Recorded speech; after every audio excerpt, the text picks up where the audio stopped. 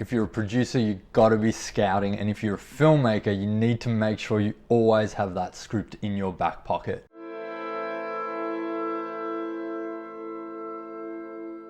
Okay, so last week I shared that I started production on our 8th feature film. So the 8th feature film that we've been involved in as either lead producers or co-producers. So excluding anything that we've EP'd or consulted on.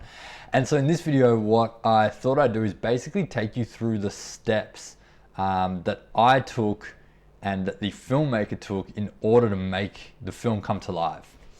So the first thing that happened was that the filmmaker made a short film called Time Addicts, and that film premiered at a local film festival in Australia called the St Kilda Film Festival.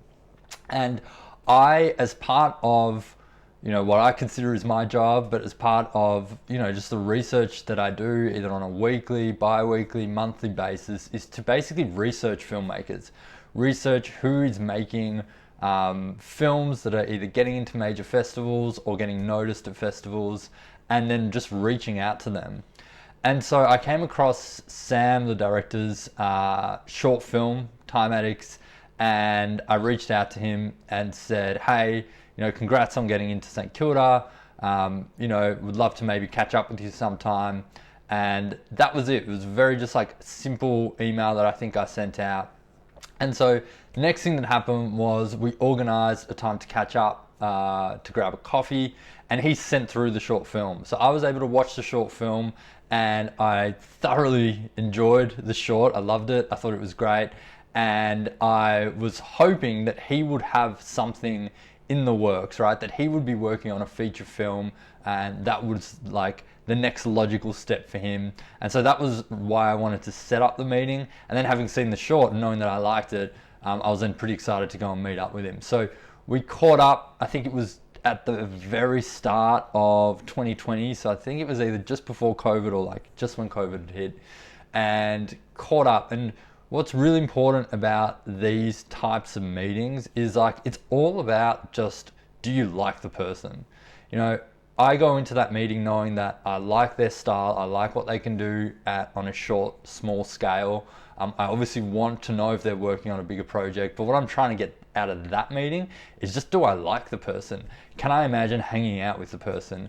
Can I imagine having to call this person every single day? Can I imagine spending the next 2 years of my life working with this person? That's what those meetings, in my view, are like all about.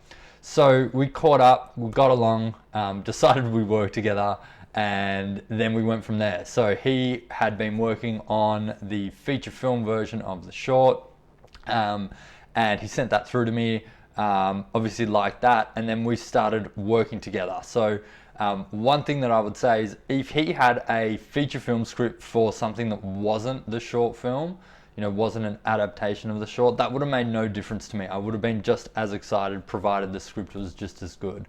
So it wasn't important to me that the feature was based on the short. It was just important that he had a feature, that making a feature was his next step, and he had a script ready, right? So he was already taking action. So we then spent, 2020 was a blowout, and we weren't able to put any films into production. We had to then shift 2 of our projects into 2021. So we weren't able to schedule that film until 2022. And so we then spent the better part of the next 2 years doing 2 things: developing the script and raising finance. And that was it. We didn't spend any time trying to find crew. We didn't spend any time trying to find locations. We didn't spend any time trying to cast the film. Correction, we spent a little bit of time trying to find the location towards the end, because it's all set in one location. So that was one thing that we did spend a bit of time on. But the important thing is, like, we didn't go into pre-production. We focused on finance, we focused on development, and obviously he was spending more time on development, I was spending more time on the financing. But something that's really important to note is that he went out and raised all the private equity himself. So at the time that we caught up for that coffee, he had already brought in some investors. He was already speaking to a lot of people within his network or just outside his network. And so he felt confident from that early stage that he could raise a certain level of finance. And that ended up being a few $100,000.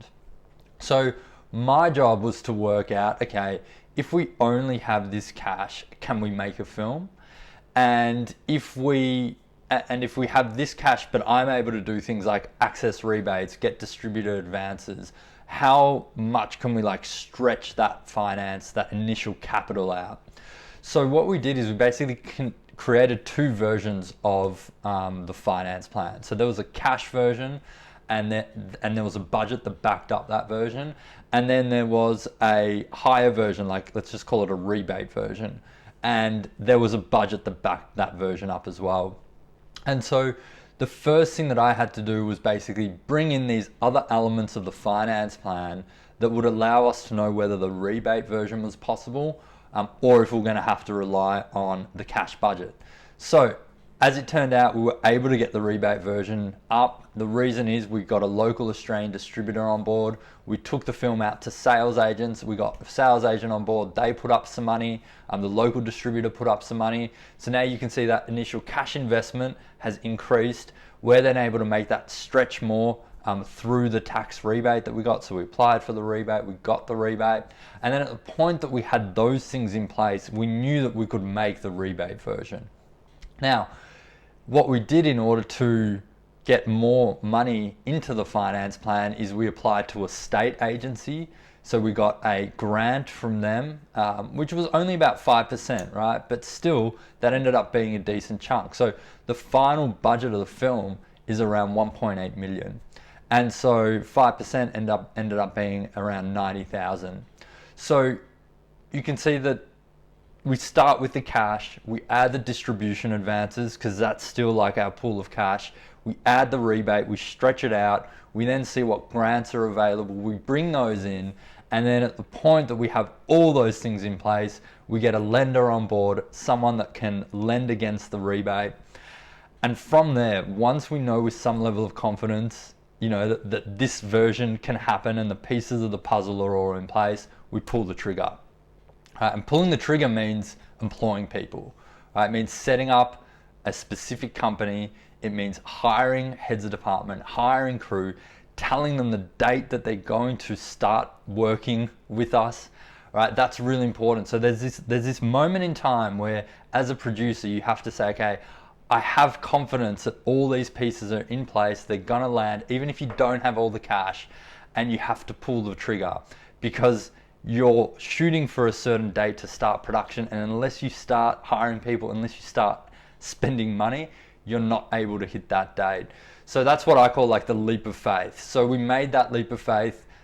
We started spending the cash that we had, and then as we were going through pre-production, we closed the loans, we cash flowed the rest of the money into production, and here we are at the end of the first week of a 4-week shoot. We've got 3 weeks left. So that's how it all happened from start to finish. So the lesson here, I think if you're a producer, you know, you've got to be researching, you've got to be looking for films. Even if you're a filmmaker and you're trying to find collaborators, a lot of people say like, I don't know where to find writers, directors, producers. Like just do the research, look at short film festivals, look at the shorts that are playing, reach out to people, meet up with them, have a discussion, see if you get along. And if you're a short filmmaker and you want to make a feature film, or if you've made feature films and you want to make another one, make sure you have that script ready. And if you can pull some finance into the project as well, you're gonna make that a way more attractive proposition for a producer, because they want to know that A, there's a quality creative behind the project, but B, there's a real pathway to finance to getting the film up. So that's it for this video. I hope you enjoyed. If you did, hit the like button, subscribe to the channel, let me know what you thought in the comments. If you want me to touch on any other subjects in these videos, let me know in those comments, and I will see you on the next one. Peace.